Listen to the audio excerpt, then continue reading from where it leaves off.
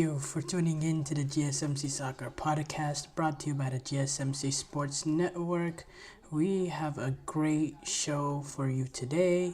We will be covering Thomas Tuchel being set to be named as England manager. We'll discuss Spain dismantling Serbia today and the rest of today's Nations League fixtures. We'll react to the USMNT's lackluster display as they got thoroughly dominated by Mexico. We'll discuss today's CONMEBOL World Cup qualifiers. And make sure you stick around for the end of the show, where I'll be giving you my reactions to some of the top headlines in the soccer world. If you have a question during the show, we want to hear it. Your input is a big part of what makes this show successful, and we thrive on your energies and insights, whether it's a quick comment, a thoughtful question, or an opinion you just have to share. Please don't hesitate to drop it in the chat. And if you want to make absolutely sure that your message stands out and gets featured on the show, there's an easy way to do that. Use the super chat button. This guarantees that your message gets on the air, and it's also a fantastic way to support our channel. We rely on your support to keep bringing you the sports content you love, and we appreciate every bit of it. So go ahead, let us know what you're thinking. Hit that super chat button, and let's keep the show as interactive and exciting as possible. And if you prefer, you can also go to the gsmcpodcast.net to tip, donate, and leave a comment or question there. We couldn't do what we do without your amazing support, and we're really thankful to have you as part of our community.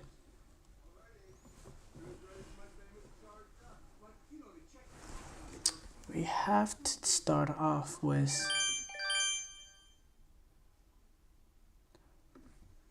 Thomas Tuchel being set to be named as England manager. The bomb dropped a little bit pretty early this morning. My time early this morning. It was around what?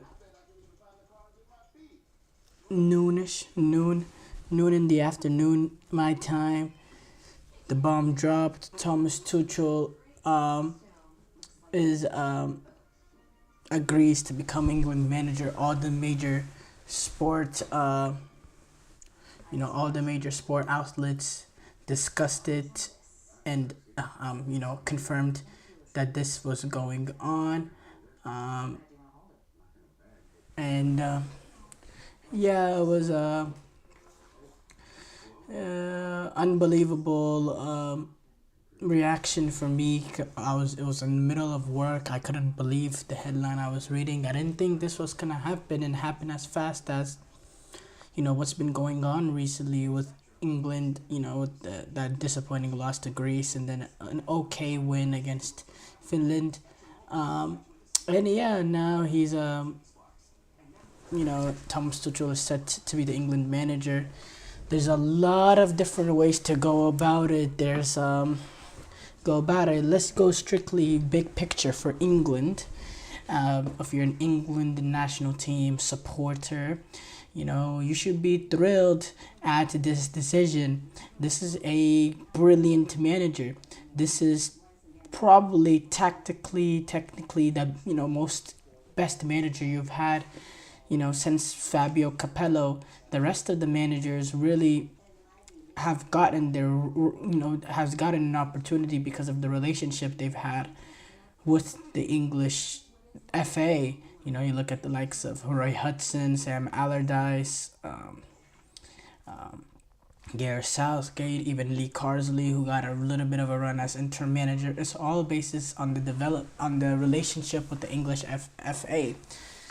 This is not the case. This is a Thomas Tuchel that has no links with the English FA. Yes, he's been a manager in the Premier League, but other than that, has no links, didn't come up the ranks, is a foreign manager. By the way, this is their first foreign manager since Fabio Capello, which is something that we'll get into later. But yes, he's agreed, Thomas Tuchel, you're looking at it from his perspective. You get this world-class national team filled with talent all over the pitch. You have the pick of the crop at every position. You have players that you're comfortable with, that you've managed, like Harry Kane, Reece James, if he can get back and his fitness levels can get back to that level. And then you have players that you've went up against on a day-to-day basis in the Premier League. It's a team, it's a squad of players that he's going to be fully aware of. He's going to understand their weaknesses, their strengths. He has a good idea of the players there are, and this is a team with huge talent and quality that should be battling for trophies on the international level. So there's that aspect of it, of your Thomas Tuchel. And yes, he's had a lot of issues with things that he's wanted, but really when you look at this England squad, he can't want anymore. He has really good talented players at every level, and a crop to pick off, a wide crop to pick off. So that's there. If you're looking at England, from England perspective, you're getting a manager that, number one, has a great resume, has a great CV, and will get the respect of the players right away because of what he has accomplished at the highest of levels. Especially just talking about him winning that Champions League in Chelsea, which is really the holy grail of his, management. But overall, he has a great resume, winning league titles in different countries, winning league titles in France, in Germany, in England, winning the Champions League in England, reaching another Champions League final with with Chelsea, reaching another Champions League final with PSG. His resume, his CV will earn him the respect, and he's also a manager. He's not going to deal with the nonsense, he's a no-nonsense type of manager, and he's, and the discipline and focus will be there from the team, or else he will be the first one to address it, and he won't deal with all the nonsense there is. So that aspect of it, and also international competitions, mostly, international competitions are mostly, besides the qualifiers, the big things in international trophy are all cup competitions. It's the World Cups, it's the European Championship. Thomas Tuchel, in my opinion, he's a brilliant cup manager. He took PSG to a Champions League final, a final that they have not been able to sniff, without him. They've never been able to, they've reached semi-final, but other than that, no success in the semi-final here and there. But other than that, not much success. Thomas Tuchel did take PSG to semi-final. He took a Chelsea team to a final. A Chelsea team, when he originally was brought in the middle of that season, were in very bad turmoil. They found themselves sitting, I believe, 8th or 9th in the Premier League, in a low position. He got that team, number one, back into the top 4, and he, took that team within a span of a few months, and they went on to lift the freaking Champions League. So this is a brilliant cup manager. Even with Bayern this season, this was a Bayern team that is one of the worst, last season, that was one of the worst Bayern teams over the past decade when you saw what they did in the league. But that team were still able to reach the semi-final. I think Thomas Tuchel in cup competitions is a brilliant manager. He's able to adjust on the fly, to make in-game adjustments, to get the players and to get the team playing in the best position to get the result that's needed. I think Tuchel does a very good job of that, and I think managing these competitions is something that he's really good at, and it's something that England, the English FA is obviously valuing. And also just the fact that he's tactically a really good decision maker. He's, he can make in-game adjustments, that aspect of it. Now, the one thing that he does not have that Gareth Southgate has, the only thing that he does not have that Gareth Southgate has, is Gareth Southgate's ability to do all the extra stuff in terms of managing outside the pitch. I'm talking dealing with the press. I'm talking maintain a great relationship with the higher ups. Thomas Tuchel, generally he's been decent with the press. Even, going back to his Chelsea days, the press relationship has been solid.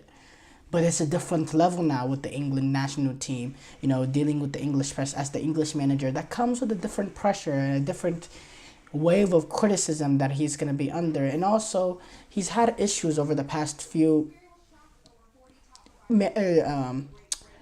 jobs that he's had in terms of, issues with the hierarchy. Now, obviously, some of those issues that he had with the hierarchy is not really going to be present when it comes to international teams, because it's a little bit of a different dynamic there.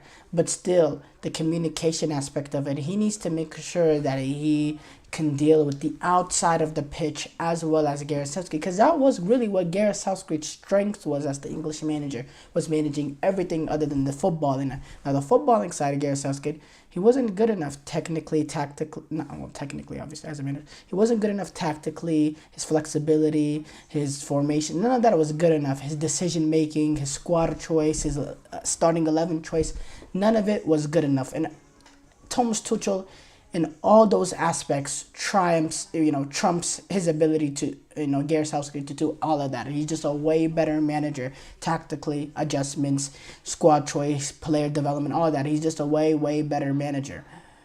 But outside of the pitch, I think Gareth Southgate did a little bit of a better job than Thomas Tuchel. Or Gareth Southgate did a really good job, and I think has that advantage over Thomas Tuchel, that Thomas Tuchel will need to manage, being the manager of England. There's also talks about him being a foreign manager. This is the first time he's the foreign manager since, I think going back to 2012 with Fabio Capello. Look, it's 2024. In my opinion, you should get the best manager in class.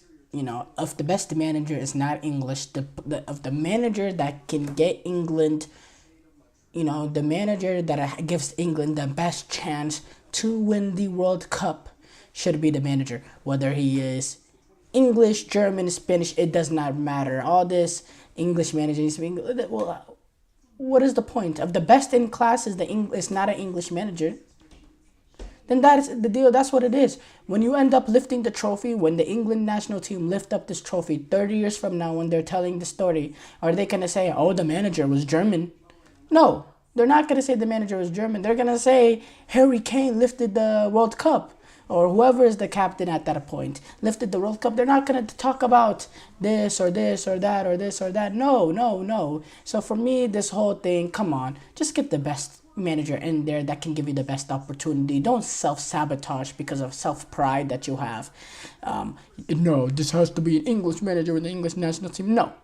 If the English managers that you have are not up to the level to lead this England team as far as possible, in the World Cup, then of a foreign manager is necessary, then a foreign manager, even the Brazil national team, they looked at Carlo Ancelotti. They tried really hard because they understood there's a lack of real talent in the coaching pool amongst Brazilians. And I think that's a decision that the English have to make, especially when maybe they wanted to give Lee Carsley a little bit of opportunity to see if he could replicate some of the success that Gareth Southgate had.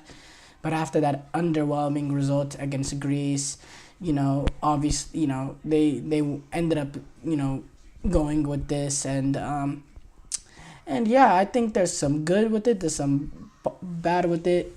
But overall, this is a massive signing for England. I think this is a sort of managerial signing that could potentially lead England to, finally winning a trophy for the first time in a very long time. Now, look, I still think there's a mentality problem with the English setup, with the English national team. I think the players play ridiculously different than what they do with their clubs, and I think their performance and the pressure sometimes gets too much to them, and the performance drop, and they naturally become more pragmatic players when they put on the England kit.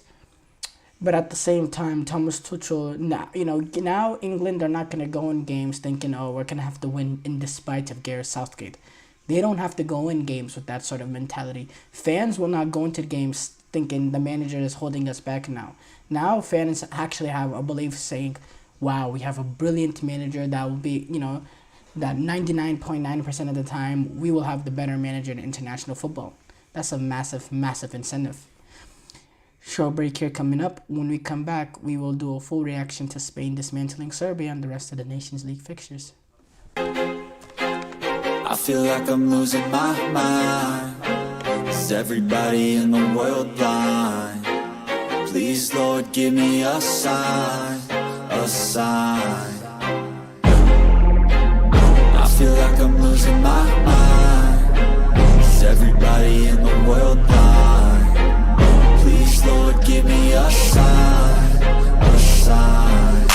wanna be the greatest. Everybody on the fake shit, I look around and feel like everybody is the fakest. I make this every day and I'm impatient, hoping one day I blow up from the basement. Statement, the top is so vacant, I don't hear shit that I think is amazing. Waiting for my day when I'm playing sold out shows for 1,000 faces. Hey, give me that crown, get in my way and to be put down. It ain't your place, all this my town. If I want that shit, then I'll get it right now. I'm losing it, the noose it fits, I'm losing shit. A stupid myth, you choose to live or choose to dip. You choose to fight or lose your grip and lose a gift. I feel like I'm losing my mind. Is everybody in the world blind? Please, Lord, give me a sign, a sign.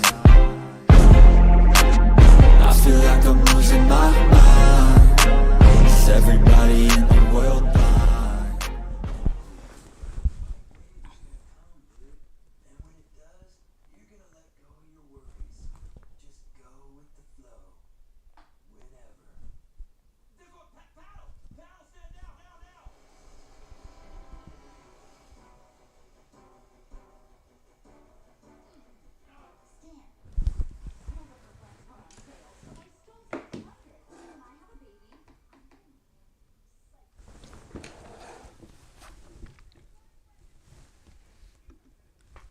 Before the break, we discussed Thomas Tuchel being being set to be named as the manager of the England national team.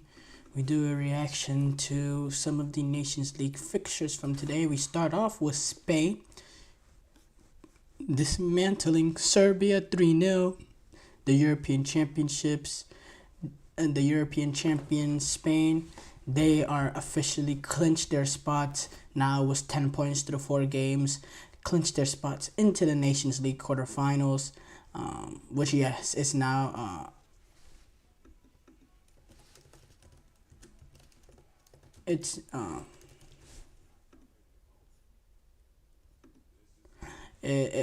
now quarterfinal the Nations League. They've enhanced the Nations League with now 2 teams getting out of each group, and it's turned into quarterfinals. But yes, Spain, they have claimed the place in the Nations League quarterfinal with that 3-0 win over Serbia, thanks to goals from Laporte, who opened up the scoring in the 5th minute, Morata with the second goal, and then Alex Banya finished it off in the 77th minute. Pavlovic got sent off in the 76th minute, immediately after Alex Banya got the third. And yeah, dominating win for the Spanish national team, which no real surprises in my opinion. We knew the quality that Spain have. We know the ability individually that they have of their some talented players, and we know how they play as a unit. As well, now under Luis de la Fuente, they play some really good football. For every 10 shots, Serbia had won. They outshot Serbia on a ratio of 10-1. 30 shots for Spain to 3 for Serbia. 10 shots on target for Serbia's 1. So that ratio also showed in the shots on target, with 10 shots for Spain and 1 shot for Serbia. 67% of the possession. It was completely one-sided. This is a Serbian team that, in my opinion, had a decent opening game in the European Championships against England, but had a pretty poor showing at the European Championship. I thought they were going to be much better, because on paper they have some quality. Serbia does, and they have players that can play some freaking football. That can pop the ball around, have a little bit of quality here and there. They can defend decently well, but just in the major international tournaments, they just don't show up. They don't show the quality that I expect from them. I don't see, the players stands out like the Vlahoviches, the Mitroviches, who are, again, nowhere to be seen in this game. They were just completely dominated. If you're, obviously it's a poor showing if you're a Serbian fan. As far as Spain goes, no real surprises here. This Spanish national team that arguably looked like the best national team in the world right now, just based on the sheer performances. We'll discuss a little bit later Argentina and their 6-0 win over Bolivia.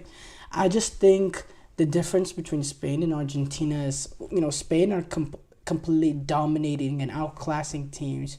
Argentina, they're a team that tends to rely on certain individual moments and overall a gritty, display and being able to win ugly. And that's naturally been their calling card under Lionel Scaloni. With Spain, they're able to completely dominate and outclass teams and create a lot of opportunities and play, more appealing football, more higher up the opponent's pitch football.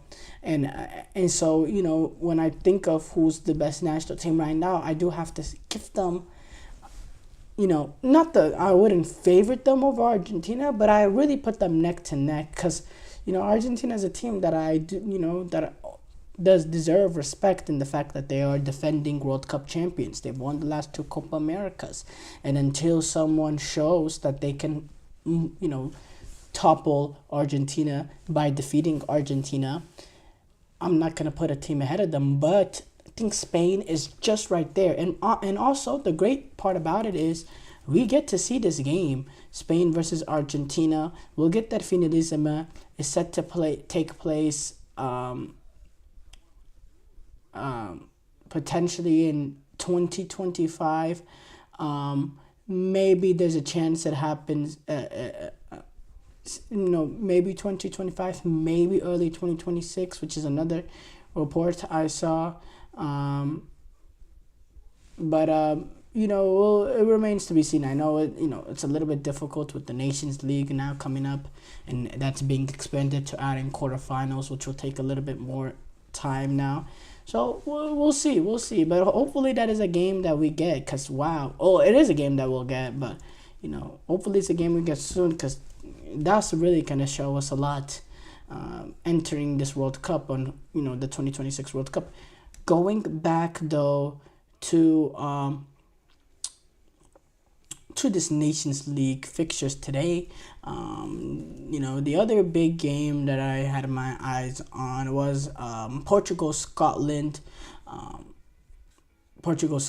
which also took place today.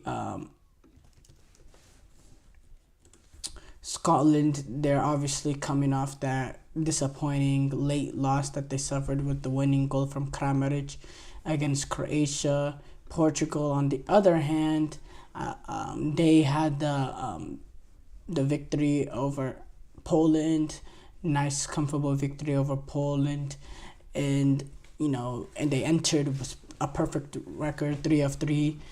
They dropped their first points. They did it against Scotland team that is more likely than not looking like the team that will get relegated in this group.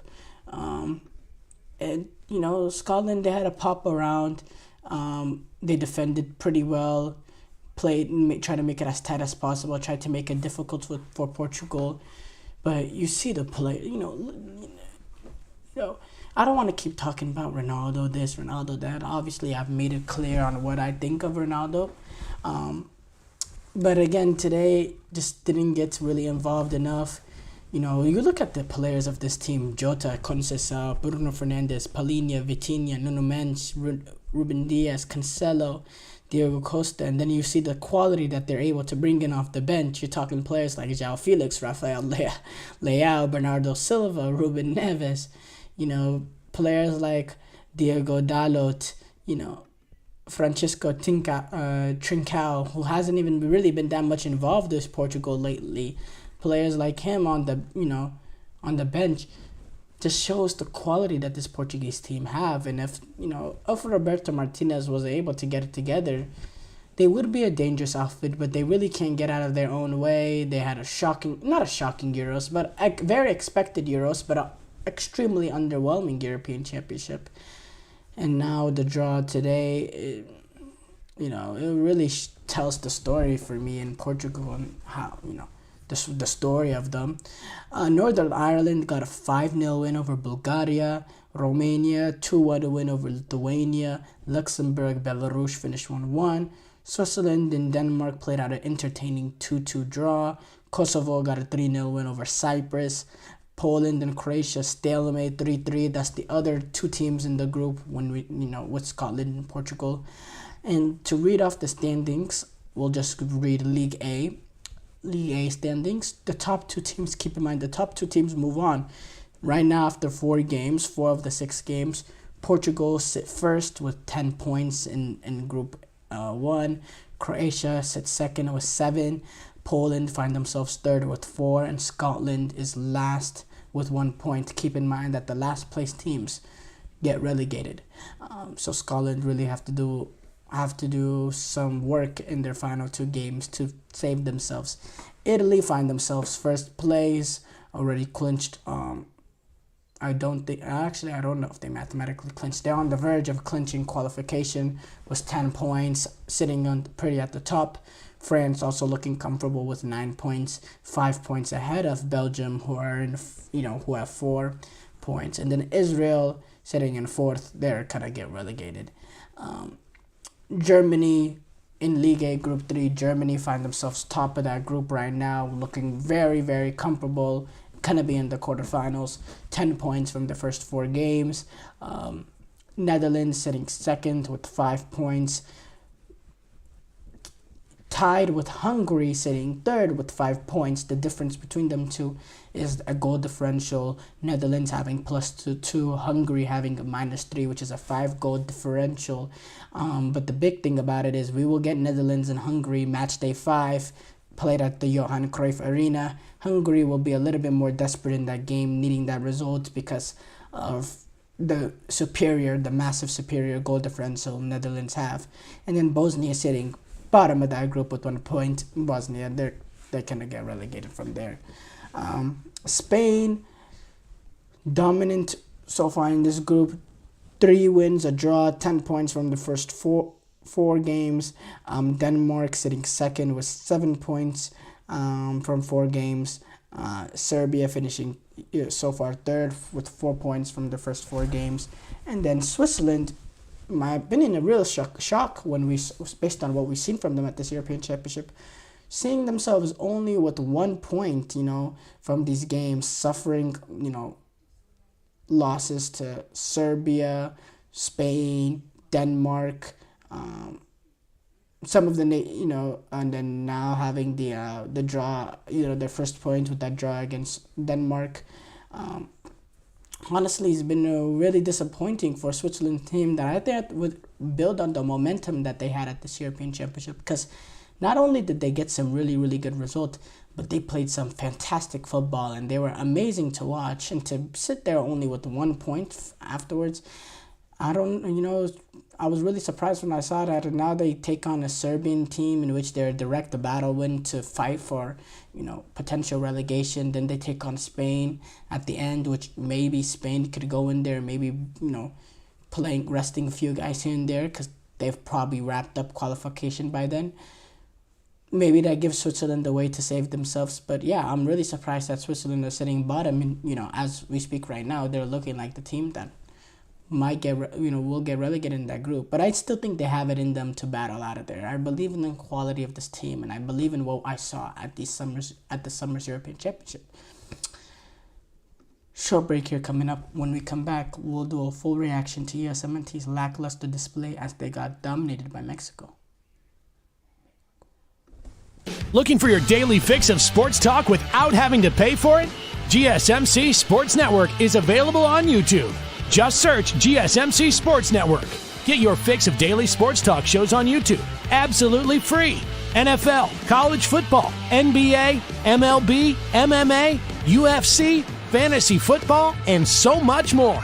GSMC Sports Network has shows running all day long, with new sports shows starting every 2 hours. Just like on your favorite cable sports channel, except GSMC Sports Network is absolutely free. Just search GSMC Sports Network on YouTube to catch one of your new favorite shows, like the GSMC College Football Podcast, Chip Shot Football Podcast, Hoops and Heels Women's Sports Podcast, GSMC Basketball Podcast, and so many more. Check it out for yourself.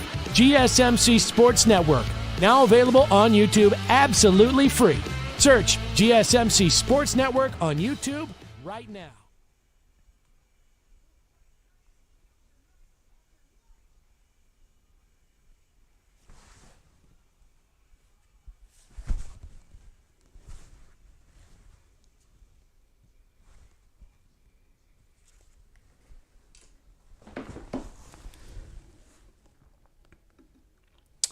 Before the break, we did a full reaction to Spain dismantling Serbia and the rest of today's Nations League fixtures. We move on to do a full reaction to USMNT's lackluster display as they got absolutely positively dominated by the Mexican national team as they lost 2-0 with goals coming from Raul Jimenez in the 22nd minute.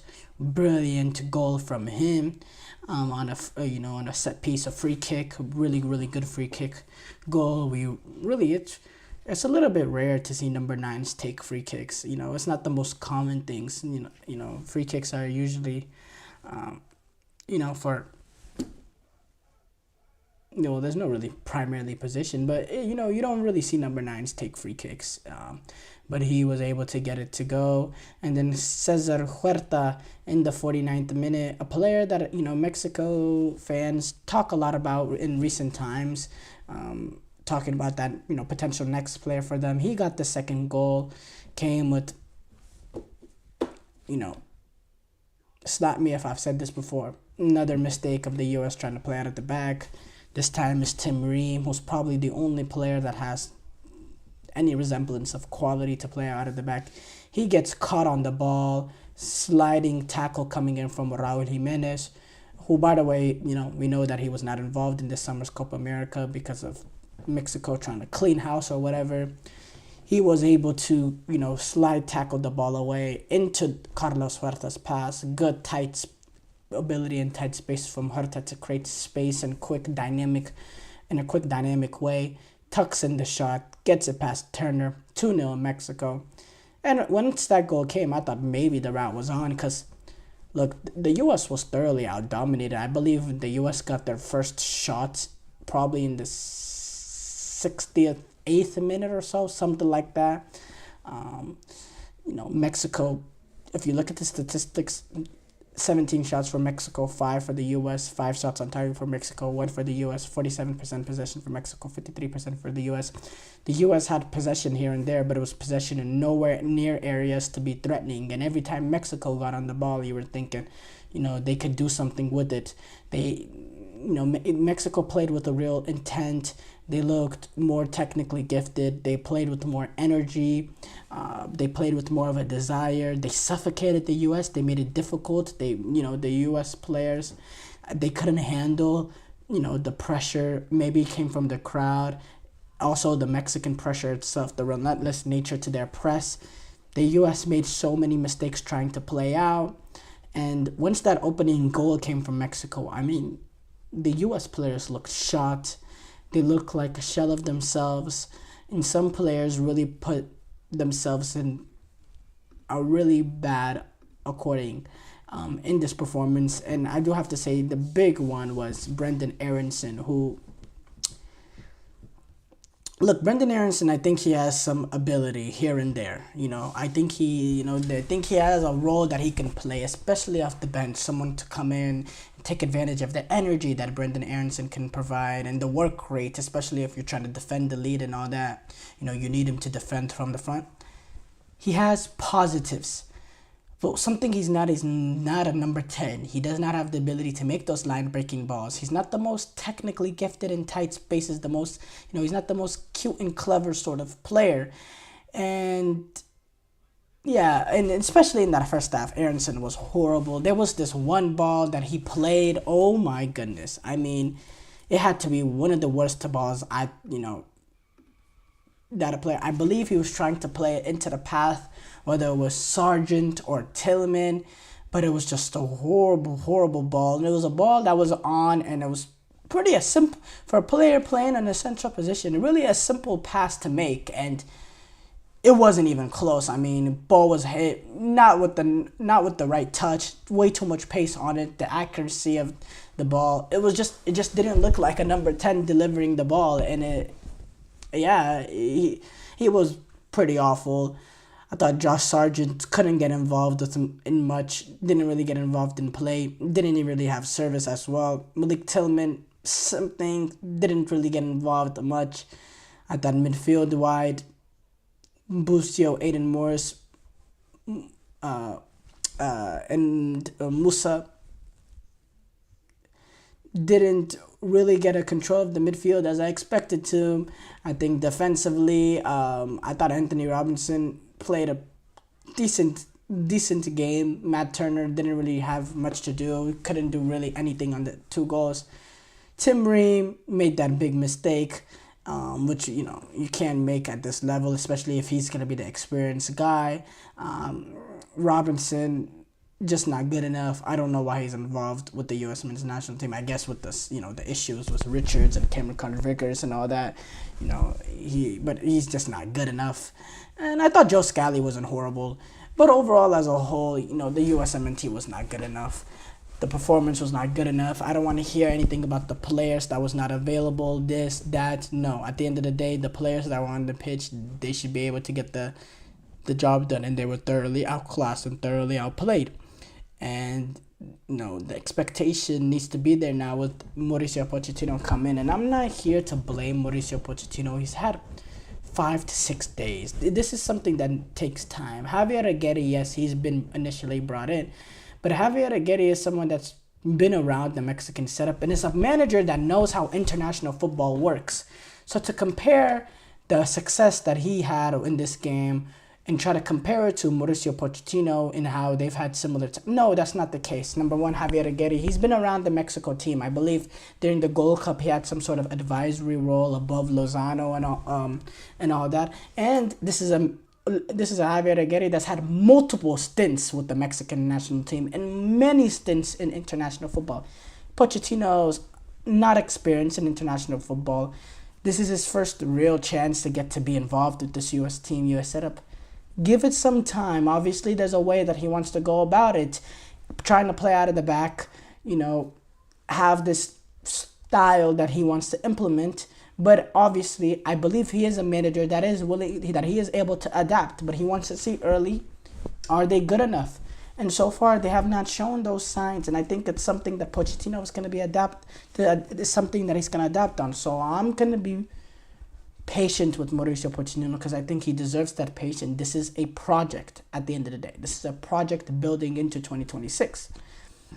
The bad part about this is the U.S. soccer organization and their complacency not bringing in the manager that was the answer a lot earlier to, have enough time. Now you're a little bit in a panic situation because 2026, you only have 9 international windows after this. That's going to come by like this.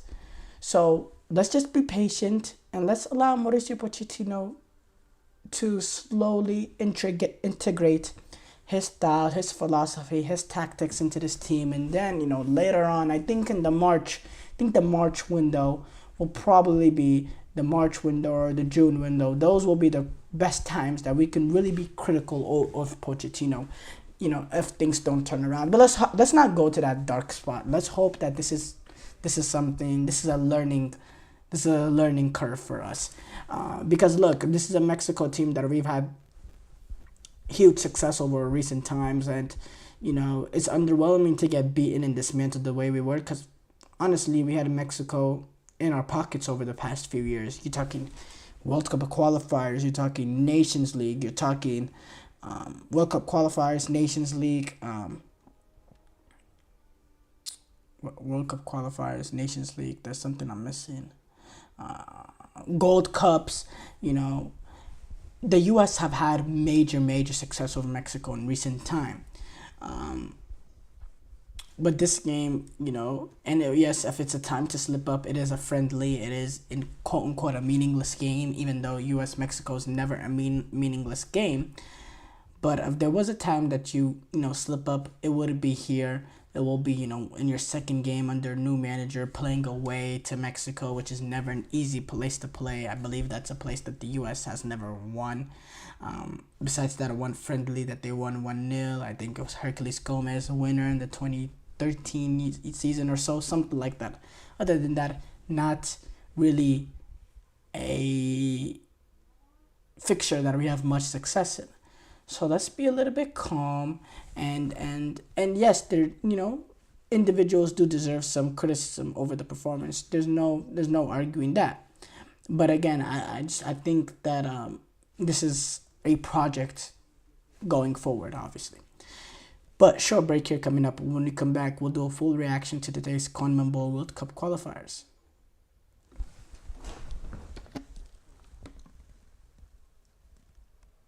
For the best and latest podcasts available anywhere, go to the podcast app on your cell phone and type in GSMC to access free content-rich podcasts on health and wellness, book reviews, sports, entertainment, relationships, social media, movies, technology, finance, and even weird news. Subscribe and download the GSMC Podcast Network's family of shows, available everywhere podcasts are found.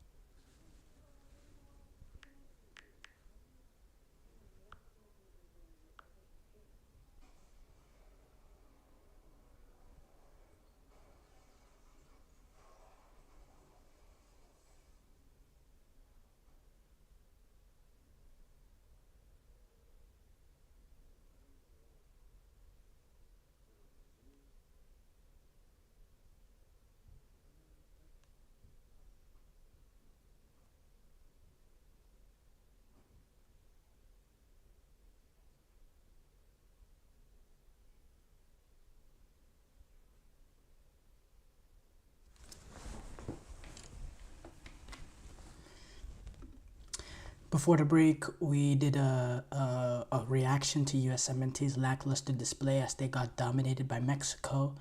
We move on to do a full reaction to today's CONMEBOL World Cup fixtures, and some interesting results happen all the way. Let's go in order. Colombia, great bounce back victory for them. They were able to defeat the likes of Chile. Chile sitting right now, I believe they're bottom of the CONMEBOL World Cup qualifying standings, and Colombia, they just took advantage with just quality that they have. By the way, that kit that they played with, what a beautiful kit. That was a really, really beautiful kit. But yeah, Colombia, Luis Diaz got on the score sheet. Davison Sanchez, Jean Duran, we know Jean Duran, the impact that he's had on Aston Villa on the bench. Similar impact coming off the bench for Colombia. And then Luis Sinistra getting the 93rd minute goal to lay down the thumping. And yeah, Colombia, they just thoroughly dominated this game because they just have much more quality, and it was good to quickly bounce back from that sour taste that they had in their mouth after Bolivia. And an overall good victory for them as they currently sit second place in CONMEBOL World Cup qualifying standings with 19 points.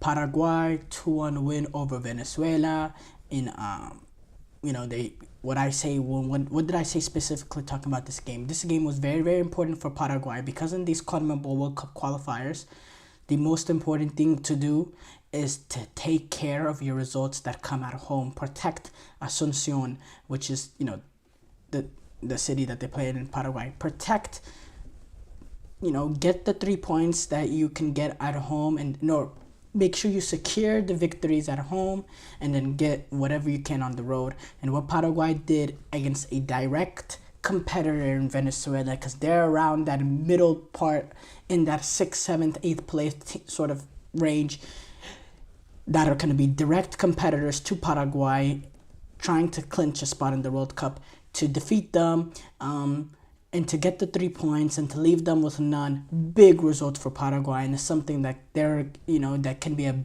big result for them going forward, because now they're sitting in a good position, sitting in 6th place, which is an automatic qualification position.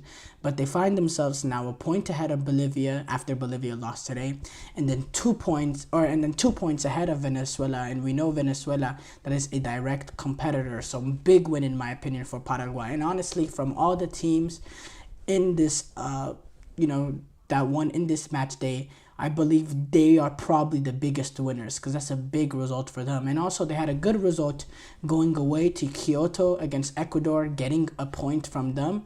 Overall, 4 points from these two. It's a really good day for Paraguay, and because they want to find themselves back into the World Cup. They haven't qualified for the World Cup since 2010, and it's picking up the points where you can get them. Winning, make sure you maintain protecting your home field, and then when you go away, trying to get any result that you can get, and that is exactly what they have done. Great window for Paraguayan national team. Uruguay disappointment continues in my they've continued their streak of their winless streak now with another 0-0 draw for Ecuador, and it doesn't really show in the standings. They're still sitting 3rd right now, tied with Brazil, ahead of Brazil with a goal differential. With a goal differential, 1 goal difference between them two. But Uruguay, they've been, it's not been good enough for Uruguay. You're talking a team that in the last, that are winless in their last 10 games, if you're talking about it within the 90 minutes. They haven't won a game within the 90 minutes in their last 10 games. It's been a lot of draws in their last the last 5 games, 4 draws and a loss. And the problem in every one of those games is they haven't scored. They haven't scored a single goal in the last 4 games, Uruguay. And that's something that is very... it's a really bad showing for Darwin Núñez. He's supposed to be this world-class, number 9 that can get the goals, that will carry on the reins from Edison Cavani and Luis Suarez. Darwin Núñez is supposed to be that player, and for him to allow this Uruguayan team to, be scoreless in their last 4 games, to not take advantage of an opportunity himself, but not to be able to create something for one of his teammates, maybe open up space with the pace that allows another player in. Diarezceta as well. He's supposed to be that number 10, that technically gifted, cute and clever, tidy player. No goals in the last 4 games. The attack has been a little bit toothless. I think defensively they're very, very solid. We know the midfield with Valverde and Ugarte, it doesn't get much better than that. Players like Bentancur being on the bench because of how brilliant that midfield is.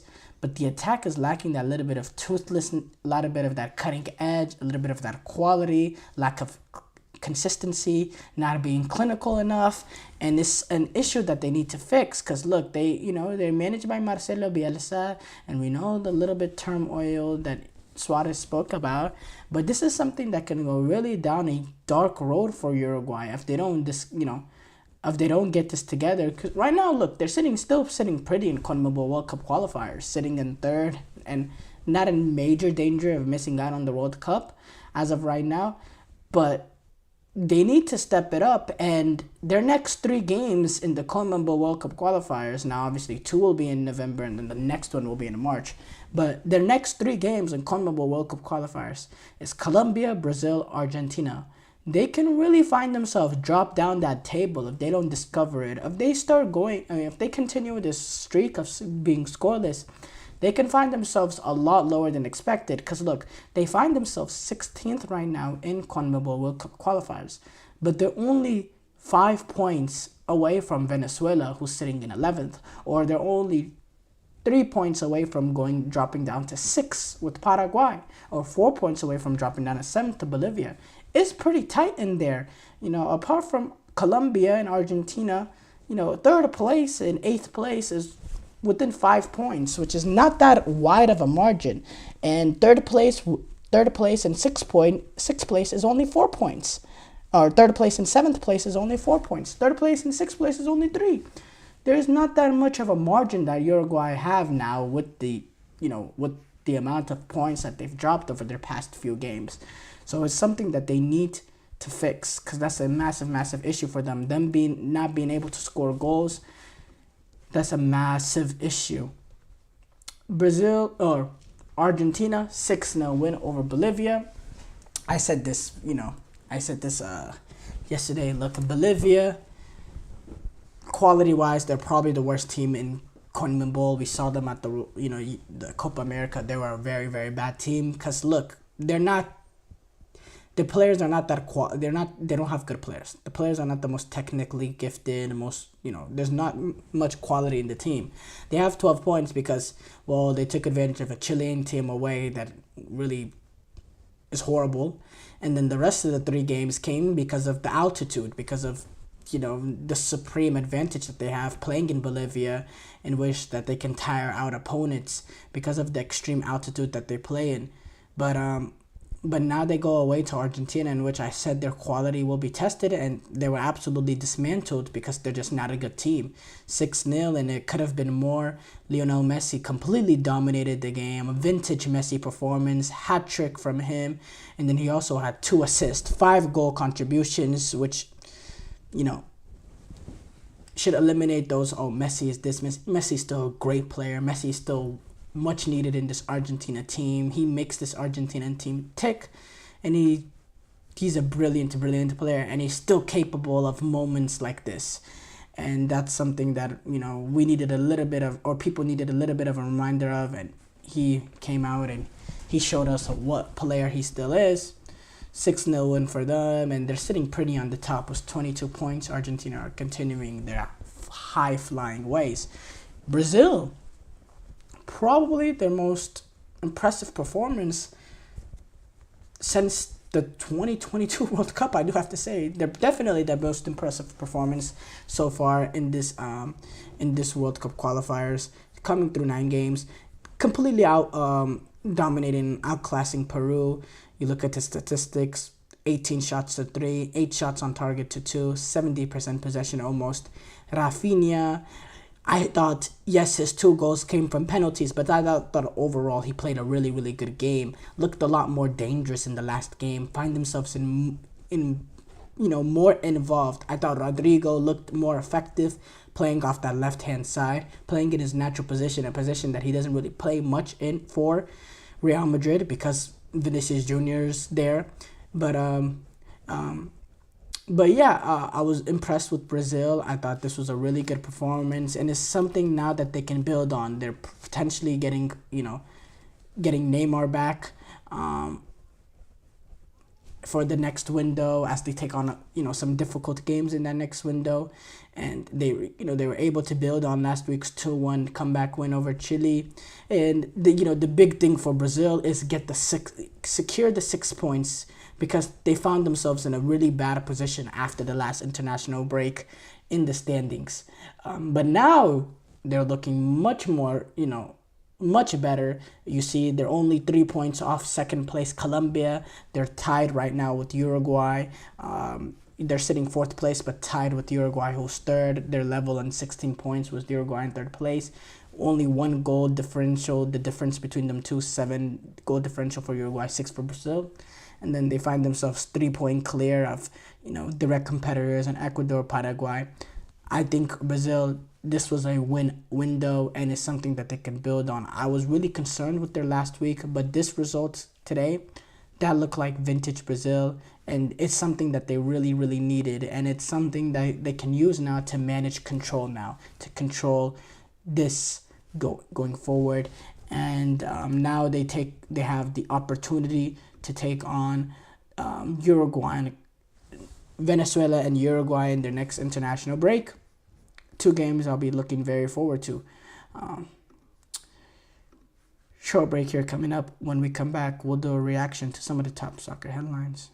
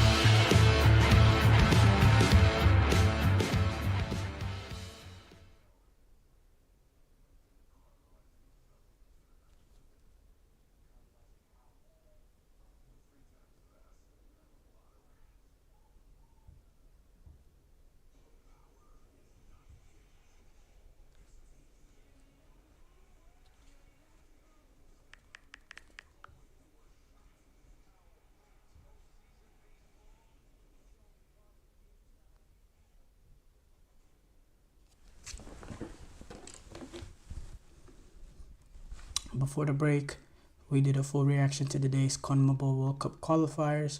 We move on to do a reaction to some of the top soccer headlines. We discuss Messi's performance for Argentina.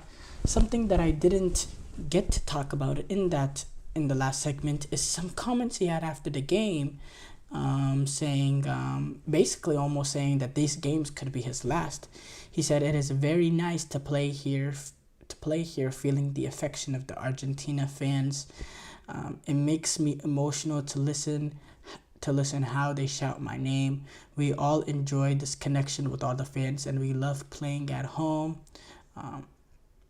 When he was asked about his future, he said, I didn't set any date or deadline about my future. I'm just enjoying all this. I am more emotional than ever and taking all the love from the people because I know these can be my last games. Which, he also went on to say, it's a joy to be present and appreciate this moment. Being surrounded by younger teammates, given my age, makes me feel like a kid again. I find myself doing silly things because I feel so comfortable. As long as I maintain that feeling and can continue contributing to the team, I plan to be here enjoying. For me, look, obviously that's the case, but he's still involved, he's still playing, he's still having ridiculous games like yesterday. I think slowly, he's not going to admit this, and maybe it's something that he doesn't even really think about, and he's really taking it one day at a time. But he's just slowly building into a player that I think he will be available for Argentina at the 2026 World Cup. I just have a gut feeling. I just don't see him, suddenly retiring now in the middle of the World Cup qualifying window or anything like that, or leading them to the World Cup and not play in it. I just don't see it. I think it's all set up for Messi playing his last international games in America, playing in the country that he plays his club football in, and, having that one last opportunity with Argentina to get another international trophy. I really, that's really what I see. So, that's my guess. Obviously, I don't know anything, and obviously a big injury, could always derail that. So you pray that nothing like that happens to Messi, but well, it remains to be seen.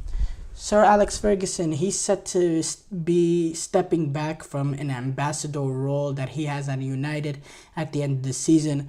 Apparently, the decision comes from the club, and it's part of a cost-cutting initiative that was put in place since Sir Jim Ratcliffe purchased a minority stake in February. United, they finalized a redundancy of about 250 member of the staff that saved around £45 million, and it seems like Ferguson is one of those members. Ferguson, he's been a club ambassador since 2013, in which he retired as a manager after 25 years in the boss.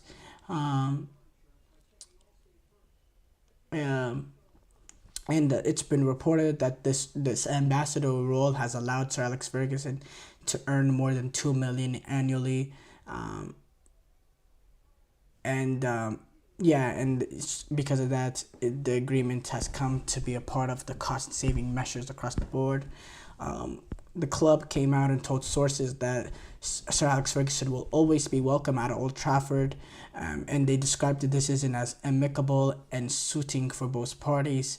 And Eric Cantona, he came out and he's very, very harsh and critical over this, saying Sir Alex Ferguson should be able to do anything he wants at the club until the day he dies. Such a lack of respect is totally scandalous. Sir Alex Ferguson will be my boss forever, and I throw them all in a big bag of expletive. I'll let y'all guess what he said. Move on to the next. Oh, by the way, that is, it's incredible that, look, I understand the cost-cutting things, but the lack of respect to Sir Alex Ferguson, who is Manchester United, 13 Premier League titles. I mean, he deserves to have whatever roles he has for the rest of his life. Let's just call it as we see it. I agree with everything.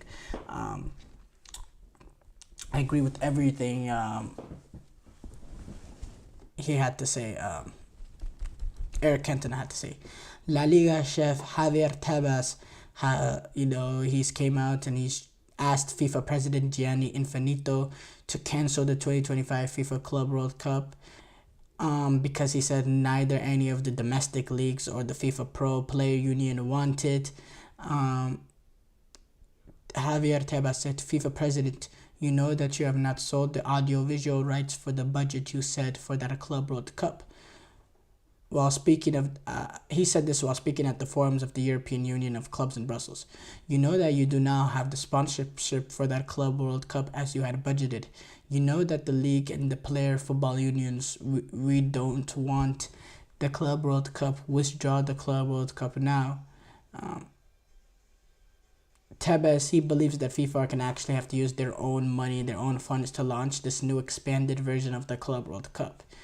He went on to say, if you're going to use FIFA funds to finance the money that is missing from the promise you had made to the clubs, you're taking away from all those federations or places that FIFA says is there to help.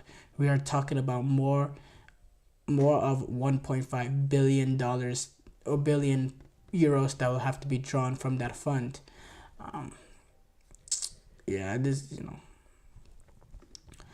There's a lot of people that want to derail the Club World Cup, but it seems like FIFA, they're strong and steadfast on, having this new expanded version of the Club World Cup, and it seems like it will be happening. But thank you guys for tuning into the GSMC Soccer Podcast, brought to you by the GSMC Sports Network.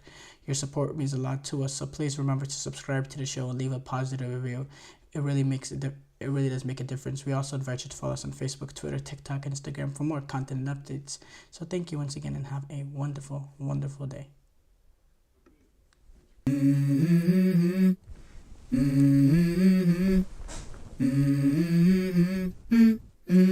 Let's go. I wake up to a little bit of drool on my pillow, feel like it's gonna be a bad day. Yeah, I'm tired of shit and the cops